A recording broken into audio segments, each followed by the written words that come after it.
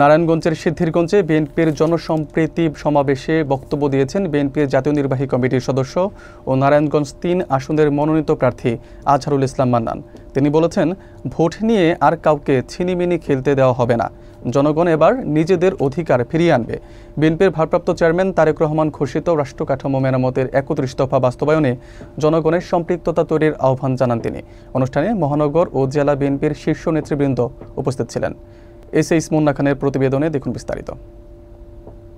নারায়ণগঞ্জ ৩ আসনের বিএনপির মনোনীত প্রার্থী ও জাতীয় নির্বাহী কমিটির সদস্য আজহারুল ইসলাম মান্নান বলেছেন, ভোট নিয়ে আর কাউকে ছিনিমিনি খেলতে দেওয়া হবে না।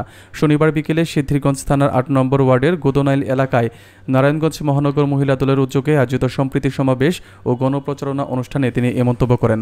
বিএনপির ভারপ্রাপ্ত চেয়ারম্যান তারেক রহমান ঘোষিত রাষ্ট্র কাঠামো মেরামতের ৩১ দফা প্রচারণার অংশ হিসেবে এই কর্মসূচি আয়োজন করা হয়। সভাপতিত্ব করেন মহানগর মহিলা দলের সাধারণ সম্পাদক আয়েশা আক্তার দিনা। বিশেষ অতিথি ছিলেন জেলা বিএনপির সাবেক ভারপ্রাপ্ত আহ্বায়ক মনিরুল ইসলাম রবি, সোনারগাঁ থানা বিএনপির সাধারণ সম্পাদক মোশাররফ হোসেন, মহানগর যুব দলের সদস্য সচিব শাহেদ আহমেদ, স্বেচ্ছাসেবক দলের সদস্য সচিব মমিনুর রহমান বাবু, মহানগর ছাত্র দলের সাবেক সভাপতি রাকিবুর রহমান সাগর ও সিদ্ধিরগঞ্জ থানা স্বেচ্ছাসেবক দলের আহ্বায়ক রিপন সরকার সহ অন্যান্য নেতৃবৃন্দ। বক্তারা বলেন, বর্তমান সরকারের দমন পীড়ন, মিথ্যা মামলা ও ভোট কারচুপির বিরুদ্ধে জনগণ ঐক্যবদ্ধ। তারা আশা প্রকাশ করেন, জনগণের ভোটেই ধানের শীষের বিজয় নিশ্চিত হবে এবং গণতন্ত্র পুনরুদ্ধার হবে।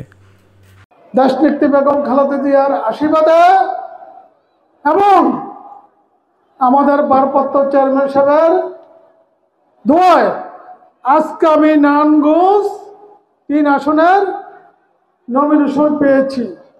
আলহামদুলিল্লাহ। নমিনেশন থাকবে বা থাকবে না সেটার মালিক হইল আল্লাহ। কেন আল্লাহ না? কোন ভাইরা যদি বলে দেখা যাক দিকে নমিনেশন কয়দিন থাকে, সেই মালিক কিন্তু তারা না, আল্লাহ। টাকার গরম দেখাইবেন না। টাকা কিন্তু সবার আছে, সাধারণ মানুষের কাছে টাকা আছে, আছে না? তাই আমি প্রথমেই এই সিদ্ধিরগঞ্জে যারা অতীতে বিগত 16 বছর আপনারা কিন্তু গডফাদারদের কারণে ভোট দিতে পারেন নাই, পারছেন? আমরা বাংলাদেশ জাতীয়তাবাদী দল করি। আমাদের দলের আদর্শ হইল গণতন্ত্র। আমাদের দলের আদর্শ হইল সবার মৌলিক অধিকার ফিরিয়ে দেওয়ার জন্য।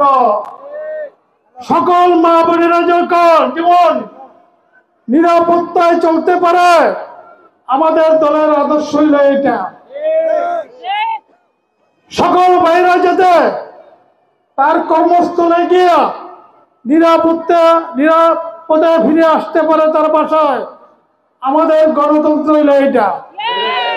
আমরা মানুষকে বোকা দিয়া রাজনীতি করি না, আমরা মানুষকে বোকা দিয়া ভোট দিব না।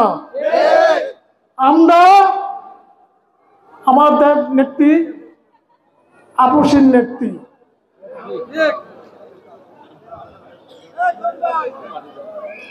আপনারা দেখছেন স্বৈরাচার শেখ হাসিনা আমাদের আপসীন নেত্রী একটা মিথ্যা মামলা দিয়া 7 বছর জেলে রাখছেন না? তারপরও কিন্তু আমাদের নেত্রীকে এই দেশ থেকে চলে যাওয়ার জন্য বহু চেষ্টা করছে স্বৈরাচারী সরকার। আমার নেত্রী বলছে, আমার জন্ম এই দেশে, আমার মৃত্যু এই দেশে। আমাদেরকে ছেড়ে, এই দেশের জনগণকে ছেড়ে আমার নেত্রী কিন্তু এই দেশ ছেড়ে চলে যায় নাই। আর স্বৈরাচারী সরকার এই দেশের থেকে কিন্তু পলায়ে চলে গেছে না? এই সিদ্ধিরগঞ্জে আর কোন মাদক চলবে না, আর কোন গডফাদারের নির্দেশ চলবে না, আর কোন চাঁদাবাজি চলবে না।